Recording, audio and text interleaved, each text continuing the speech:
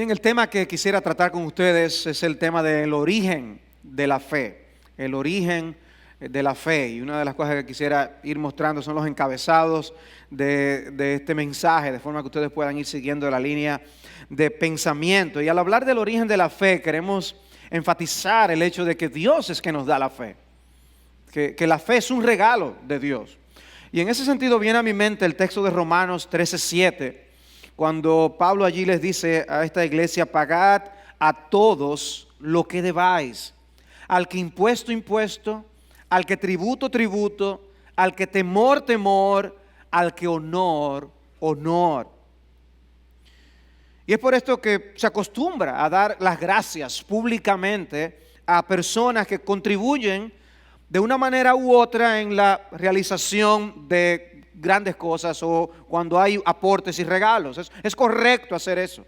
En ocasiones las personas pueden recibir el beneficio de algún servicio, de algún bien, y no saber cuál es la persona que es responsable detrás de ese servicio, detrás de ese regalo. Y por esa razón a veces trata de preguntar y averiguar, ¿y quién fue que hizo esto? Para poder acercármele y darle las gracias, para así dar honor al que honor merece.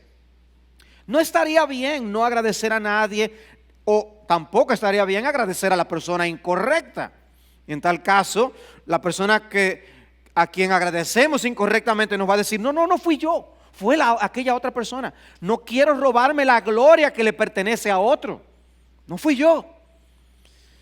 Tomar una pintura, por ejemplo, borrar el nombre del pintor y poner el nuestro, eso es robarle la gloria al pintor.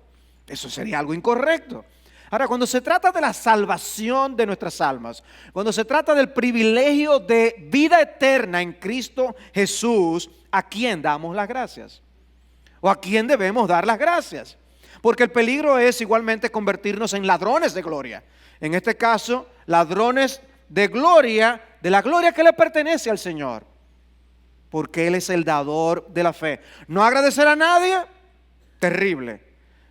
Agradecer a la persona incorrecta sería robarle la gloria a ese Dios que nos ha dado semejante salvación.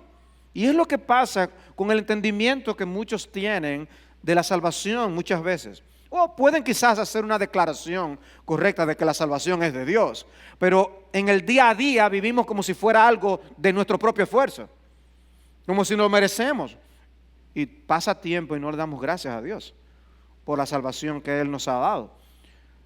Y eso es uno de los peligros de la familiaridad. Nos familiarizamos con algo y perdemos el asombro. Y así la salvación, hace yo 10, 15, 20 años que estoy en Cristo, estoy acostumbrado a la salvación. Y perdemos ese asombro que debe caracterizarnos de continuo. Puede ser que a ti te hayan regalado algo que en su momento te cautivó. ¡Ay, gracias! ¡Qué regalo más bueno! Eso es precisamente lo que yo quería, del color que me gusta, y te asombró en el momento, pero ya tú ni te acuerdas. Quizá ya pasó el tiempo y ni te acuerdas de eso. Y con la salvación nos puede ocurrir algo así. Al pueblo de Israel le pasó. Miren, yo les voy a entrar a ustedes a la tierra prometida, tierra que fluye leche y miel, y ustedes se van a olvidar de mí. Y precisamente eso hicieron. Y se olvidaron de Dios. Dios se los advirtió. Y nosotros hoy necesitamos esos recordatorios que nos dicen que la salvación es del Señor. De hecho, la celebración de la Cena del Señor es uno de esos recordatorios. Nosotros sabemos lo que costó la gran salvación de la que hemos sido hechos partícipes. Pero vemos asombro con respecto a la salvación en un pasaje como 1 de Juan 3:1. Cuando el apóstol Juan dice: mirad cuán gran amor nos ha otorgado el Padre para que seamos llamados hijos de Dios. Y eso somos. Cuán gran amor, mirad, qué obra tan maravillosa es lo que Dios ha hecho. Miren cómo nos amó. Y si perdemos ese asombro por el amor de Dios, hay algo que no está bien. Luego Juan, en esa misma epístola de 1 de Juan, en el capítulo 4, versículo 19, dice: nosotros amamos porque Él nos amó primero.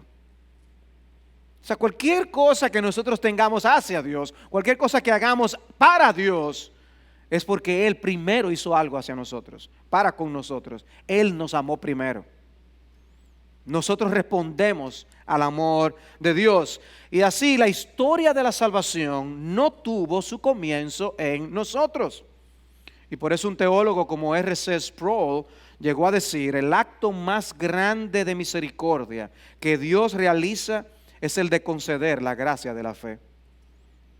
Que un teólogo de la altura de Sproul diga esto es el reconocimiento de que el don de la fe es algo trascendental entre los regalos que Dios nos puede dar a nosotros. Y la Biblia nos muestra de una manera muy explícita que la fe es un don de Dios. La Biblia nos muestra de una manera muy explícita que la fe es un don de Dios. Dice Filipenses 1:29, porque a vosotros se os ha concedido por amor de Cristo no solo creer en Él, sino también sufrir por Él. De forma que el autor aquí, Pablo, escribiendo a los filipenses, está asumiendo la verdad del don de la fe para enseñarles algo, una lección con respecto al don del sufrir por Cristo. La verdad que sustenta su declaración es: la fe es un regalo de Dios. A vosotros se os ha concedido como un regalo, una gracia, el creer en Cristo Jesús. Y un texto conocidísimo, Efesios 2, 8 al 10. Dice: porque por gracia habéis sido salvados por medio de la fe. Y esto no de vosotros, sino que es don de Dios, no por obras, para que nadie se gloríe. Y termino la lectura aquí. La fe no es un logro, la fe es un regalo de Dios. Nosotros podemos pensar que es algo que como lo ejercemos nosotros, como somos nosotros los que creemos, que el origen de esa fe está en nosotros. Si somos nosotros los que creemos, pero el origen de esa fe está en Dios. Y eso es lo que tenemos que reconocer. De manera que, insisto, la Biblia declara de manera explícita que la fe es un don de Dios, es un regalo de Dios, tiene su origen en Dios. Pero yo no solo quiero ampararme en estos textos que hablan de que la fe explícitamente es un regalo de Dios, sino que quisiera relacionar la fe con otras doctrinas centrales en la palabra de Dios, que al relacionarlas nos muestran con claridad ese origen necesario de que la fe tiene que originarse en Dios y no en nosotros. Y desde esa manera creo que honraremos más y mejor al Señor, porque toda buena dádiva y todo don perfecto viene de lo alto, viene de lo alto. Y si toda buena dádiva y todo don perfecto viene de lo alto, la fe está incluida. De manera que veremos esto a continuación. Vamos a relacionar la fe con ciertas enseñanzas bíblicas, lo que la fe dice acerca de la elección, acerca del nuevo nacimiento, acerca del arrepentimiento, acerca de las buenas obras, acerca de la palabra de Dios, para que nos ayude a ver cómo la fe es un regalo de Dios. Así que vamos en primer lugar la relación entre la fe y la elección. La relación que hay entre la fe y la elección o la doctrina bíblica de la elección. Y aquí un texto muy conocido es Efesios capítulo 1, versículos 3 y 4. Pablo irrumpe en alabanza a Dios, dice: bendito sea el Dios y Padre de nuestro Señor Jesucristo, que nos ha bendecido con toda bendición espiritual en los lugares celestiales en Cristo. Y aquí dice: según nos escogió en Él antes de la fundación del mundo, para que fuéramos santos y sin manchas delante de Él en amor. El argumento de la Biblia ha sido llamado correctamente, el argumento que hay desde Génesis hasta Apocalipsis, la historia de la redención. Es una historia, y es una historia que se desenvuelve a la luz de un plan trazado de antemano por Dios. La palabra de Dios no solo nos habla de un principio de esa historia, sino que nos puede hablar del final de esa historia, porque Dios es el que controla esa historia. Dios es el soberano de esa historia. Y eso nos habla de planificación. No es al azar, la salvación no ocurre al azar. La salvación ocurre porque Dios lo pensó así. Y Él dijo quiénes se salvarían. Y Él así aseguró la salvación de esos. Por eso es que Él en Romanos dice que a los que Él escogió y predestinó, a esos glorificó. Porque está viendo ya la historia de principio a fin, como si estuviera consumada ya. Porque si Dios lo dijo, eso es una realidad. La historia de la redención. Y la creación es solo parte de esa historia, pero desde antes de la creación ya la mente de Dios había trazado todos los detalles. Ese texto de Romanos 8 dice en el versículo 28, y sabemos que para los que aman a Dios, todas las cosas cooperan para bien. Esto es, para los que son llamados conforme a su propósito, porque a los que de antemano conoció también los predestinó a ser hechos conforme a la imagen de su Hijo, para que Él sea el primogénito entre muchos hermanos. Y a los que predestinó, a estos también llamó, y a los que llamó, a estos también justificó, a los que justificó, a estos también glorificó. Y les recuerdo que Pablo escribió esto a los romanos. Es una iglesia como la nuestra, donde había hermanos de todo tipo, de trasfondo, de educación, y él les está explicando esto acerca de la salvación. Y él les habla aún acerca de Jacob y Esaú, los hijos de Isaac, y cómo Dios escogió a Jacob y no a Esaú.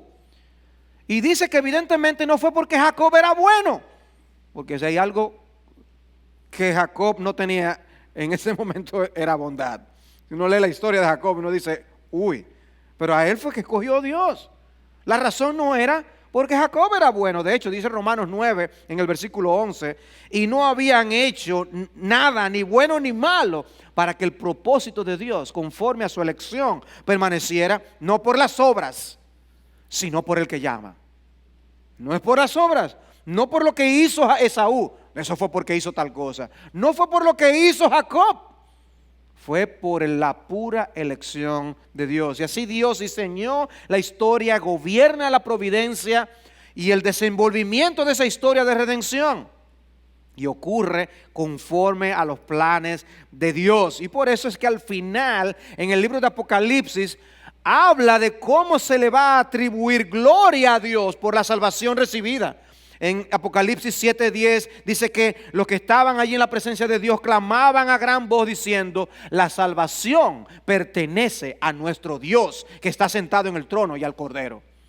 O sea, el por qué el cántico al final será de alabanza será ese, por el reconocimiento de que la salvación de principio a fin le pertenece a Dios. Y lo mismo en el capítulo 19, en el versículo 1. Después de esto oí como una gran voz de una gran multitud en el cielo que decía: aleluya, la salvación y la gloria y el poder pertenecen a nuestro Dios. El Señor será adorado por toda la eternidad como quien se merece que se le atribuya la autoría de la salvación. Nadie debe robarse esa gloria. Esa gloria le pertenecerá a Él por toda la eternidad y cantaremos a vivo pulmón. Aquí tratamos de hacerlo, pero allá cantaremos con todo nuestro ser al Dios que se lo merece, porque la salvación es del Señor. Ahora, hay un texto en Hechos capítulo 13 que de manera interesante relaciona esa elección con la fe. Dice en Hechos 13:48, oyendo esto los gentiles, los no judíos, se regocijaban y glorificaban la palabra del Señor y creyeron cuantos estaban ordenados para vida eterna. ¿Quiénes creyeron? Los que estaban ordenados para vida eterna. Y ese término ordenados es un término militar, como si Dios los hubiera puesto en orden. Los que estaban de antemano señalados por Dios, escogidos por Dios para salvación, esos creyeron. De manera que cuando relacionamos la enseñanza bíblica de la elección con la fe, nos damos cuenta de dónde viene el origen de esa fe. Solo Dios puede darnos esa fe. En Tito 1:1, Pablo habla de la fe de los escogidos de Dios. La fe de los escogidos de Dios. Es una fe particular, es la fe que ellos tienen, solo ellos tienen. que le corresponde a ellos porque Dios también se las da. Juan 10:26, el Señor Jesucristo dice: ustedes no creen porque no sois de mis ovejas. Sus ovejas fueron escogidas por Dios el Padre. Pero ustedes no creen. ¿Ustedes saben por qué ustedes no creen? Porque tú no eres oveja de Cristo. Si tú estás aquí sin Jesucristo, si tú no te has convertido de tus pecados a Dios, eso es así porque tú todavía, porque tú no crees, y tú no crees porque tú no eres de las ovejas de Cristo. Eso mismo dijo Jesús. Estamos citando Juan 10, lo que Jesús dijo aquí. Cuando yo trato el tema de las doctrinas de la gracia, siempre me gusta destacar que las Escrituras atribuyen la salvación al Señor y que las tres personas de la Trinidad no trabajan cada uno por su lado haciendo una labor incompatible con la que la otra persona realiza, sino que Padre, Hijo y Espíritu Santo trabajan en armonía. Y el propósito del Padre es el mismo propósito del Hijo, y el propósito del Hijo es el mismo propósito del Espíritu. Hay armonía. El Hijo no se sacrificó en la cruz como el Cordero de Dios por personas distintas a las que Dios el Padre escogió desde antes de la fundación del mundo. Ni el Espíritu aplica esa redención comprada por Jesús en la cruz a otras personas diferentes. Porque hay personas que pueden decir: sí, Dios es soberano, pero la muerte de Cristo fue para todo el mundo, aún los que se pierden. Y luego viene el Espíritu que salva a los que quieren ser salvos. Y entonces tienen un arroz con mango en esto de la salvación, donde el Padre quiere una cosa, el Hijo quiere otra y el Espíritu otra. No. Padre, Hijo y Espíritu Santo obran en completa y absoluta armonía. Ellos tienen un plan de salvación y lo que se desenvuelve en la historia es ese plan trazado desde antemano por ellos. Así que el Padre escogió a aquellos por quienes Cristo murió y a quienes luego el Espíritu regenera y concede fe. Ven allí la relación entre la elección de Dios y la fe que el Espíritu otorga a aquellos a quien el Padre escogió desde antes de la fundación del mundo. ¿Cuánto tú hiciste para ser elegido por Dios? Nada.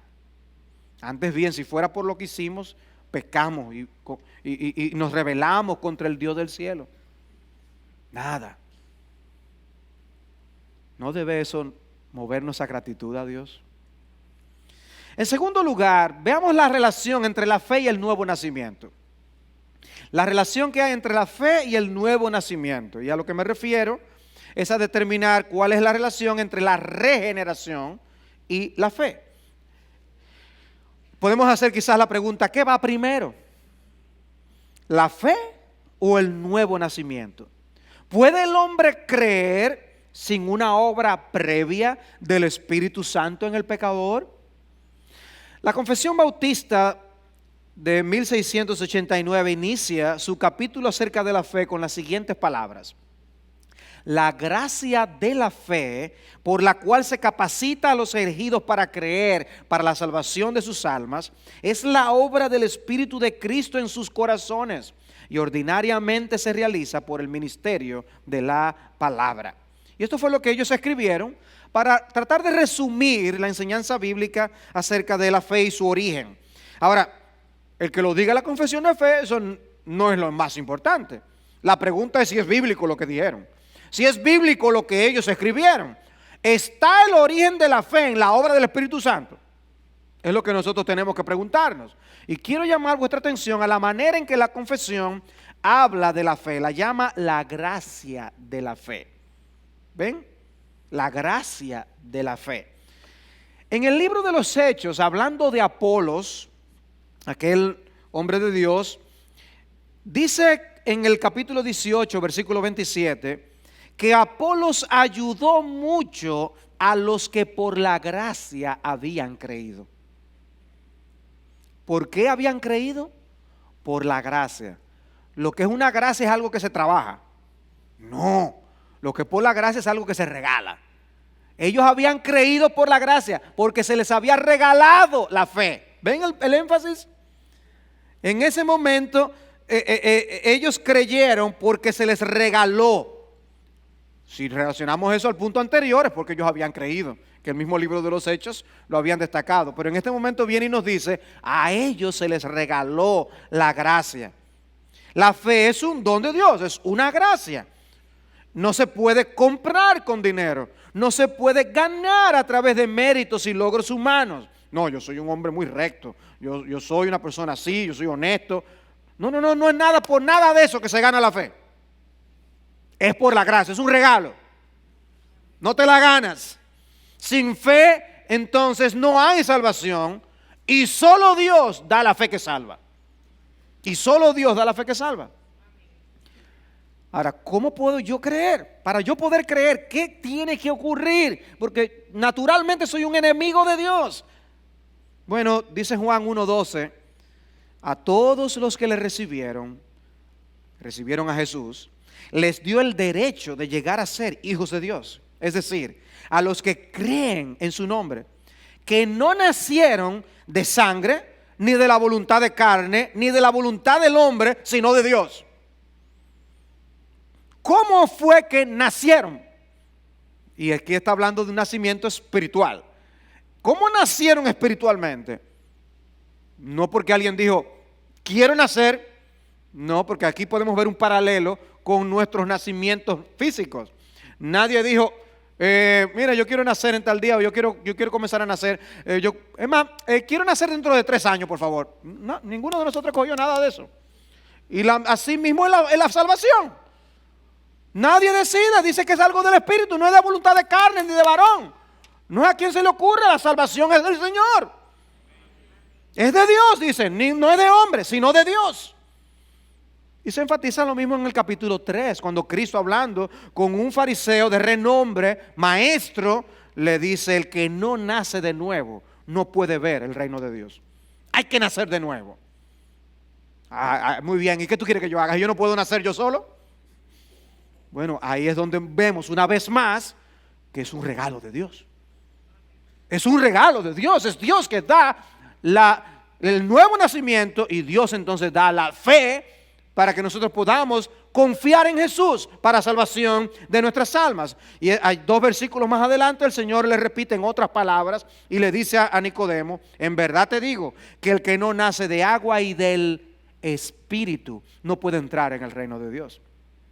Es nacer del Espíritu, es la obra del Espíritu. El Espíritu tiene que darte vida espiritual.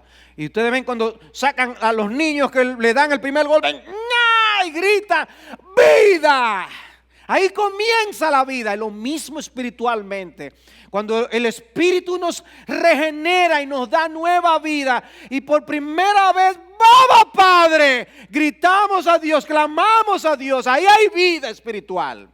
Una diferencia. ¿Quién da esa vida? El Espíritu da esa vida. Y luego que estamos vivos, y obviamente aquí la salvación es todo, ocurre instantáneamente. Nosotros desglosamos la enseñanza para ver la lógica entre una cosa y otra. Depositamos nuestra fe en el Señor Jesucristo. Antes lo que no podíamos hacer, para lo que estábamos incapacitados, ahora podemos hacer. Estábamos ciegos, estábamos incapacitados. Por eso 1 Corintios 2:14 dice que el hombre natural, es decir, el hombre que no ha nacido del Espíritu de Dios, no acepta las cosas del Espíritu de Dios, porque para él son necedad y no las puede entender, porque se disciernen espiritualmente. Eso de que tú, yo no quiero leer la Biblia, ni hacer caso de lo que te hace, ¿y para qué tengo yo que ir a la iglesia? ¿Sabes por qué tú ves las cosas así? Porque tú no has nacido de nuevo, tú no las puedes ver espiritualmente. Pero una vez el Espíritu te abre los ojos, ¡wow! ¡Qué diferente se ven las cosas! Y puedes preguntar, tú quieras, a todos los que están aquí sentados que han conocido a Jesús, que de una manera u otra esa ha sido su experiencia. Hay indiferencia en muchas personas al Evangelio, porque no entienden, no entienden el abismo tan profundo de perdición al que se dirigen. En un instante, en un abrir y cerrar de ojos, podemos partir de este mundo al venidero. ¿Estamos preparados? ¿Estamos realmente preparados?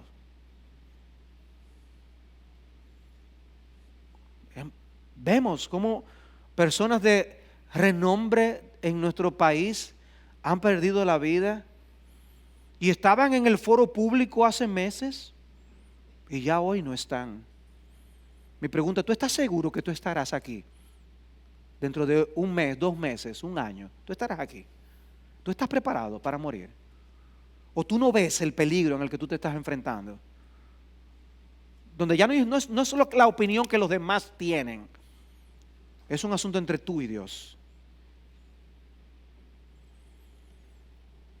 El Espíritu levanta el velo de nuestros rostros para comprender el Evangelio y sus implicaciones. Es por eso que Cristo le dijo a Pedro en aquella ocasión, Simón Pedro, Pedro le dijo, tú eres el Cristo, el Hijo del Dios viviente. Tú eres el Cristo, el Hijo del Dios viviente. Y Cristo le dijo, oye, bienaventurado eres, Simón, hijo de Jonás, porque esto no te lo reveló carne ni sangre, sino mi Padre que está en los cielos. O sea, el entendimiento de quién es Jesús no fue por una enseñanza de un autor bueno, un maestro bueno. El Padre directamente desde los cielos, te lo enseñó.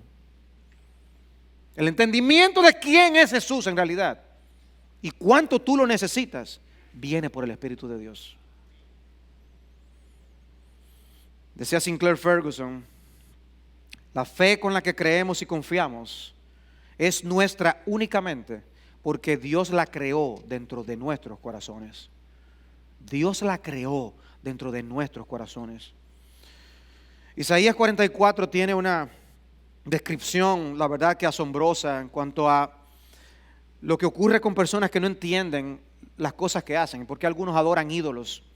Y dice allí, ellos no saben ni entienden. Eso es Isaías 44, 18. Ellos no saben ni entienden porque Él ha cerrado sus ojos para que no vean y su corazón para que no comprendan.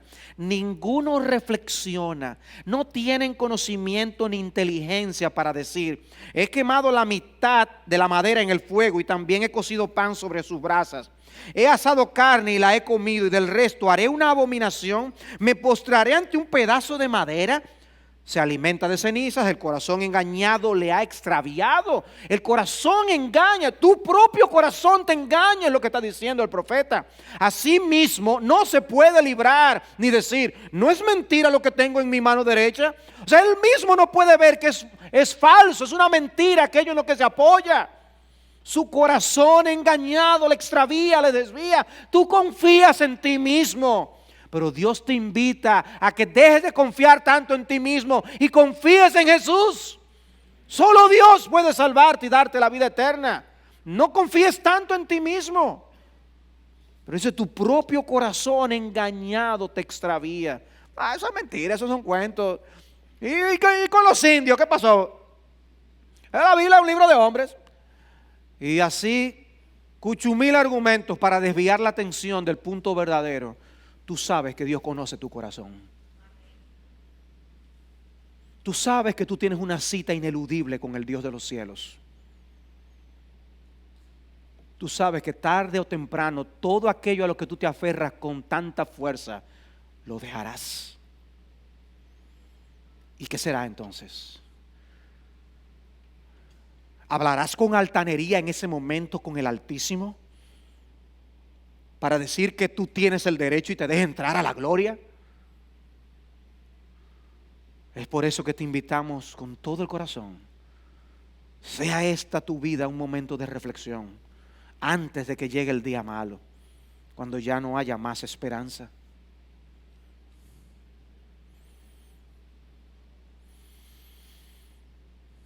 Necesitas nacer de nuevo.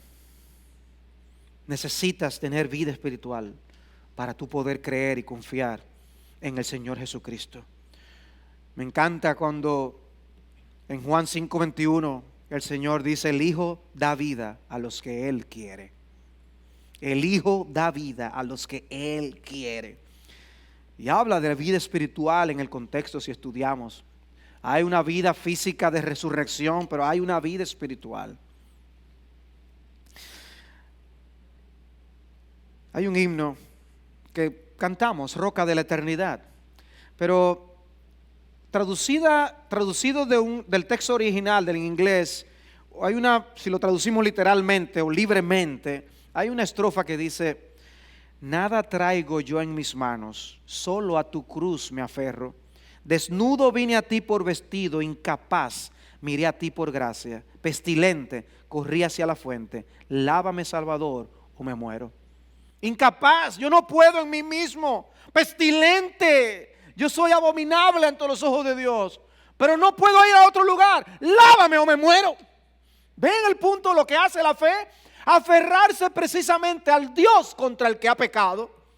Haz algo, Señor, o yo me pierdo. Ese es el ruego del pecador consciente de su necesidad. La Biblia dice que somos incapaces, pero Dios sí es capaz de salvarte y darte vida espiritual, la vida que tú necesitas. No es una incertidumbre la salvación, es una realidad y confiamos en el Dios que nos puede salvar. Paso aquí al punto 3. Hemos visto la relación de la fe y la elección, la relación de la fe y el nuevo nacimiento. Punto 3, la relación entre la fe y el arrepentimiento. Y esto brevemente, porque es algo obvio. El arrepentimiento y la fe en la Biblia son hermanos siameses. Donde va uno va el otro. Donde va uno va el otro. Si podemos mostrar que el arrepentimiento es una gracia que Dios da, hemos mostrado que la gracia, la fe es una gracia que Dios da. Hay un texto como este, Hechos 5:31. Dios exaltó a Cristo como príncipe y salvador para dar arrepentimiento a Israel y perdón de pecados. Para dar arrepentimiento. Regalo. Hechos 11:18. Allí contaron los discípulos, los apóstoles, que también a los gentiles Dios ha concedido el arrepentimiento que conduce a la vida. ¿Quién lo concedió? Dios lo concedió. Segunda Timoteo 2:25. Nosotros tenemos que tener tal actitud hacia los perdidos, corrigiendo tiernamente a los que se oponen, por si acaso Dios les da el arrepentimiento que conduce al pleno conocimiento de la verdad.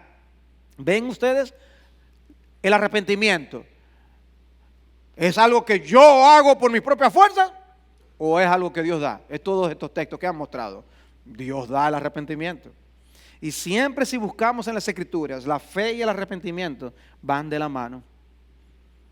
Y si el arrepentimiento es algo que Dios da, la fe también es algo que Dios da, porque son inseparables. La fe y el arrepentimiento son inseparables. En cuarto lugar, la relación entre la fe y las obras. La relación entre la fe y las obras.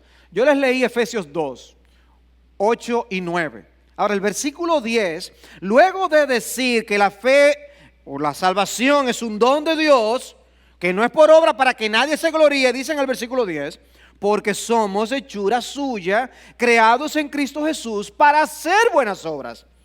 Ahora, oigan cómo dice, las cuales Dios preparó de antemano para que anduviéramos en ellas. ¿Cuál es el punto aquí? O sea, Pablo aclara, señores, la salvación no es por obras, la salvación no se la gana a nadie, esa gloria solamente le corresponde a Dios. Para que nadie le robe la gloria a Dios, esto no es por lo que tú hagas o dejes de hacer. Pero luego dice, pero Él nos salvó por pura gracia para que hagamos obras. Y esas obras que vamos a hacer, Él las preparó de antemano. O sea que el diseño de Dios para la salvación es que si tú estás salvo en Cristo Jesús, ahora te dediques a hacer las obras que esos salvos en Cristo Jesús deben hacer. Entonces, ¿qué viene primero? ¿La fe o esas obras? La fe.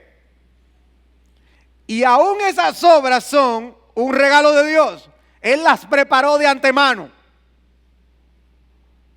¿Ven ustedes? Si estas obras también dependen de esa fe, entonces ¿quién es que da la fe también? Dios da la fe que produce las obras que Él preparó de antemano. Todo es de Dios. Todo es de Dios. No creemos porque obramos, obramos porque creemos. Y son importantísimas las obras, pero Él las preparó de antemano para que anduviésemos en ellas. De manera, hermanos, ¿qué hemos visto? La relación entre la fe y la elección, la relación entre la fe y la regeneración, la relación entre la fe y el arrepentimiento, La relación entre la fe y las buenas obras. Lo último que quiero mostrarles bien brevemente es la relación entre la fe y la palabra de Dios. La relación entre la fe y la palabra de Dios, ¿por qué? Porque esto nos va a mostrar el medio que Dios utiliza para que esa fe se origine en nosotros. Dice 1 de Pedro 1:23 que nosotros fuimos nacidos de nuevo por o mediante la palabra de Dios que vive y permanece para siempre. Esa palabra es la que produce vida en nosotros. Nacimos así. Nacemos así, espiritualmente hablando. Y luego tenemos fe en el Señor Jesucristo. Santiago 1:18 dice que Él nos hizo nacer por la palabra de verdad. La palabra, señores. ¿Debemos nosotros usar siempre la palabra o podemos inventar otro camino para que la gente se salve? No, el método de Dios es la palabra. Así es que Él da vida. Juan 6:63 dice: el Espíritu es el que da vida, la carne para nada aprovecha. Las palabras que yo he hablado son espíritu y son vida. Las palabras de Cristo son las que son vida, son las que engendran vida. La ley del Señor es perfecta, dice el Salmo 19:7, que restaura el alma, da vida al alma, vivifica el alma. Romanos 10:17, y este es crucial: la fe viene del oír y el oír por la palabra de Cristo. La fe viene por el oír y ese oír viene de la palabra. La palabra engendra esa fe. Y recuerden, esa palabra no es de nosotros. ¿Es palabra de quién? De Dios. La palabra de Dios engendra la fe que viene de quién? De Dios. El origen está en Dios. Gálatas 3:2 dice: ¿recibisteis el Espíritu por las obras de la ley o por el oír con fe? Oír la palabra de Dios con fe. Y así, hermanos, ya no tengo más tiempo para seguir demostrando este punto. Espero haberlo mostrado y haber convencido tu conciencia de que si todas estas cosas son exactamente así como hemos hablado, la elección de Dios, el nuevo nacimiento obrado por el Espíritu Santo, el arrepentimiento que también es una gracia que Dios da, las buenas obras en las que tenemos que obrar que Él preparó de antemano, y la palabra que es de Dios, entonces el origen de nuestra fe está en Dios. El origen, ¿de dónde viene la fe para nosotros creer? Solamente de Dios. ¿Qué implicaciones tiene esto? Bueno, yo quiero mencionarles 3 implicaciones. La primera es: el que la fe sea un regalo de Dios debe indudablemente movernos a una profunda gratitud hacia Él. Hermanos, yo no quiero que con la salvación te pase como ese regalo que te entusiasmó tanto hace 1 año, 5 años, 15 años. Que tú te emocionaste tanto. Yo está guardado en un closet, a lo mejor ya está en la basura, quién sabe. Con la salvación no debe pasarnos eso. Saber que nuestra fe es un regalo de Dios y que todavía nosotros ni siquiera hemos probado, gustado toda la implicación de esa salvación y que solo eso será cuando lleguemos a la gloria, debe hacernos los seres más agradecidos del universo. Me recuerda a unos muñequitos ahí de Toy Story, que habían unos muñequitos que decían: we are eternally grateful. Nosotros estamos eternamente agradecidos contra alguien que lo salvó de la sacada de la maquinita. ¿Ustedes recuerdan eso, lo que vieron? Sí, aquí hay algunos jóvenes de corazón que lo vieron. Nosotros tenemos que estar eternamente agradecidos del Señor, de que Él nos sacó del lodo cenagoso, del infierno. Hermanos, no es lo mismo visitar la cárcel que estar preso. O sea, tú vas a visitar y de repente dicen y te confunden y te dicen: hey, quédese ahí trancado, usted tiene 20 años por delante. A ti se te van a abrir los ojos así. A nosotros yo creo que hay a veces, yo quisiera a veces que el Señor nos deje un instante en el infierno para que nosotros pudiéramos entender de dónde nos sacó Dios, de qué nos libró el Señor. Porque a veces, hermanos, no nos emocionamos tanto con nuestra salvación. Y por eso no cantamos como debemos, ni lo predicamos, ni lo compartimos como debiéramos. Ni decimos como Pablo, bendito el Dios y Padre de nuestro Señor Jesucristo. Y Pablo sigue hablando, habla de la obra de redención, habla del sello del Espíritu Santo emocionado. A ti te emociona así también. Vamos a hablar de otro tema. ¿O tú quieres que te hablen de otra cosa, que sea un poco más emocionante? Más emocionante que la redención en Cristo, la elección desde antes de la fundación del mundo y el sello del Espíritu Santo que garantiza la vida eterna. Hermanos, seamos agradecidos con Dios. Decía Spurgeon, la fe es seleccionada sin duda porque le da toda la gloria a Dios. Es por fe para que sea por gracia, y es por gracia para que no haya ninguna jactancia, pues Dios no puede tolerar el orgullo. Pablo dice, no por obras para que nadie se gloríe. La mano que recibe una caridad no dice, merezco un agradecimiento por aceptar el don. Esto sería absurdo, dice Spurgeon. Cuando la mano lleva el pan a la boca, no le dice al cuerpo, agradéceme, pues yo te alimento. Lo que hace la mano es algo muy sencillo, aunque es algo muy necesario, pero nunca se atribuye la gloria para sí misma por lo que hace. Entonces Dios seleccionó a la fe para que recibiera el don indecible de su gracia, porque no puede atribuirse ningún crédito. Antes bien, tiene que adorar al Dios clemente, que es el dador de todo bien. No depende del que quiere ni del que corre, sino de Dios, que tiene misericordia. ¿Cuán errados estamos cuando tenemos en nosotros un aire de superioridad al ver a otros pecadores entregados a sus pecados y a la corrupción de sus corazones?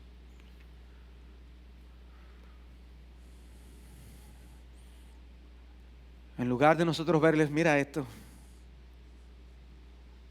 debemos anhelar con todo el corazón que esos pecadores conozcan la bendita gracia salvadora que nos rescató a nosotros, porque a ellos también los puede rescatar. Por eso Pablo decía, doy gracias a Cristo Jesús nuestro Señor, que me ha fortalecido porque me tuvo por fiel, poniéndome en el ministerio. Habiendo sido yo antes blasfemo, perseguidor y agresor, sin embargo se me mostró misericordia porque lo hice en ignorancia, en mi incredulidad. Pero la gracia de nuestro Señor fue más que abundante, con la fe y el amor que se hallan en Cristo Jesús. Palabra fiel y digna de ser aceptada por todos. Cristo Jesús vino al mundo para salvar a los pecadores, entre los cuales yo soy el primero.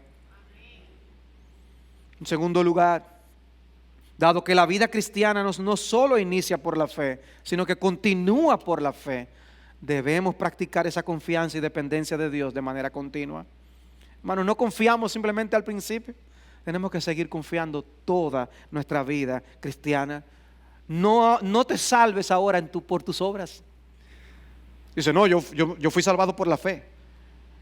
Pero a veces tú vives como si tú estuvieras confiando en tu obrar, en lo que tú haces y dejas de hacer. Mira, yo no soy alguien que ni hace esto, ni hace esto, ni hace lo otro. Y por eso te sientes bien. Es por eso que tú tienes una conciencia limpia. ¿No dice Hebreos que nuestra conciencia es limpia porque la sangre de Cristo nos limpió? Que esa nos limpia de obras muertas nuestra conciencia. Vivamos por la fe. ¿Quién te distingue? ¿Qué tienes que no recibiste? Y si lo recibiste, ¿por qué te jactas como si no lo hubieras recibido? Pregunta Pablo. Y finalmente, saber que la salvación es del Señor debe inclinarnos en compasión a rogar por la salvación de los perdidos. Si la fe es de Dios, supliquémosle a Dios que dé la fe. Él es el Señor de la mies. ¿Y qué nos pide? Que oremos al Señor de la mies, que envíe obreros a su mies. De la misma manera, si la fe es de Él y el origen de la fe está en Él, no nos corresponde rogar a Dios que tenga misericordia y le dé el don de la fe a otros como nos lo dio a nosotros. O que el Señor nos conceda a nosotros un espíritu de oración para rogar. ¿Recuerdan ustedes lo que ocurrió con Lidia en Hechos capítulo 16? Dice que Pablo había salido allí y estaban en un lugar de oración reunidos un grupo y comenzamos a hablar a las mujeres, dice Pablo, que se habían reunido. Y estaba escuchando cierta mujer llamada Lidia de la ciudad de Tiatira, vendedora de telas de púrpura, que adoraba a Dios. Y el Señor abrió su corazón para que recibiera lo que Pablo decía. O que nosotros podamos ver a algunos aquí hoy tener el corazón abierto para recibir la palabra hoy y ser salvos. Pero hermanos, nos corresponde siempre estar rogando por los perdidos en nuestras casas, en nuestros cultos de oración, rogar por los perdidos. ¿Qué tal tener momentos especiales donde algunos hermanos se reúnan para orar por sus hijos que no conocen al Señor?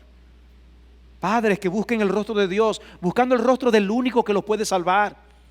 Estamos luchando en oración por el alma de nuestros hijos. Estamos batallando en oración. Venimos el miércoles a rogar por la salvación de nuestros amados. Estás tú luchando en privado, son las paredes de tu habitación, testigos de las lágrimas orando por tus hijos. Orando al único que les puede dar la fe.